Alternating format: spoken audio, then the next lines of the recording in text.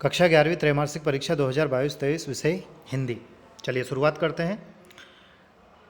पहला क्वेश्चन है, सही विकल्प का चयन करना है। जैसे मीराबाई के आराध्य देव कौन थे? तो श्री कृष्ण थे।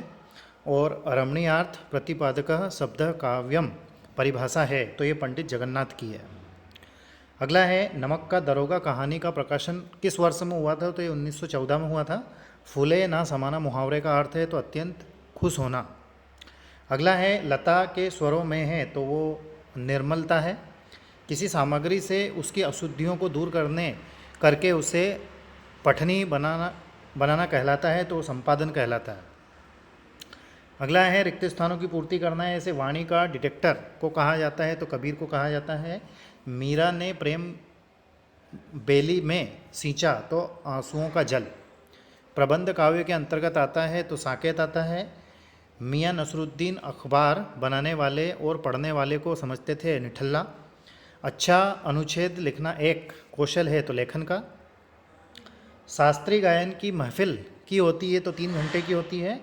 हिंदी का पहला साप्ताहिक पत्र, तो वो उद्दंड मार्तंड। सही जोड़ियाँ बनाना है, तो पहला जैसे हम तो एक एक करी जाना, इसका आएगा कबीर से इसका संबंध है। सर्ग में बंधी रचना, इसका होगा महाकाव्य। आपू के साथ 2.5 साल, तो इसका होगा सत्यजीत राय।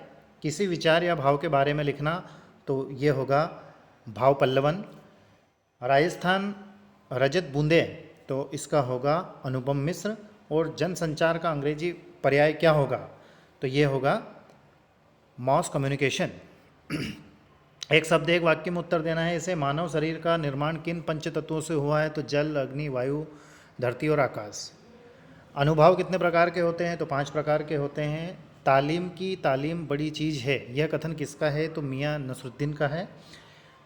वंशीधर ने किससे बेल मोल लिया था? तो ये पंडित अलोपदीन से लिया था। विज्ञापन लेखन के समय ध्यान में रखी जाने वाली कोई एक सावधानी है, तो वो स्पष्टता, स्वच्छता और सरलता। लता मंगेशकर की लोकप्रियता का मुख्य मर्म क्या है? तो वो है गानपन, मतलब उनका जो गायन था वो। भारतीय टेलीविज़न को दूरदर्शन नाम कब दिया गया था? तो 1975 में दिया गया था। सत्य असत्य बताना है। जैसे कवि भवानी प्रसाद मिश्र की माता बहुत पढ़ी लिखी थी, यह असत्य है। मोहन बैल है में अमीधा शब्दशक्ति है, सत्य है। अपू की माँ उसे रोटी सब्जी खिला रही थी, असत्य है। संवाद का सामान्य अर्थ बातचीत है, सत्य है। संगीत का क्षेत्र विस्तृत है, विस्तीर्ण है, सत्य है। जनसंचार माध्यमों का लोगों पर केवल सकारात्मक प्रभाव पड़ता है, यह सत्य है।